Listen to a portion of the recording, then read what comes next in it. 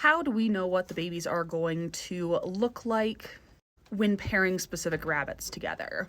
All it is like basic genetics. And if you really want to get into it, to get to the most baseline level of basically learning A, B, C, D, which is like the easiest ones to get into, I suggest getting into ABCs.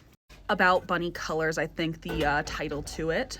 But basically, it's just by memorizing genetics and what genetics are more dominant over each other.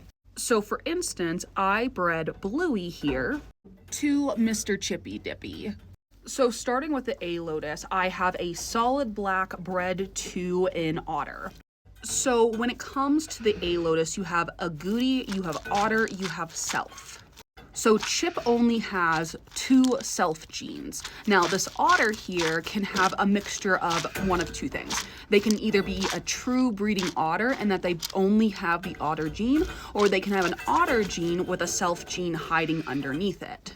Looking at these babies, of course I have a bunch of otters in here, but also hiding in the back are 2 self blacks, so I know she has self underneath her otter. Next we have the B line, which is going to be black or brown, also known as chocolate. Now, these 2 babies could, in theory, hide chocolate underneath the black, and you could test breed that by breeding them to a chocolate. However, I don't get anything out of these lines that pops up chocolate. And I have bred Chip to Lulu, and she has never produced chocolates with him, so therefore Chip is not a chocolate carrier.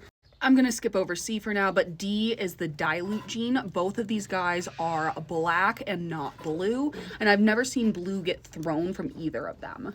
And I can use, again, Lulu as an example because she is a dilute of chocolate known as lilac, and she's also an agouti form of that.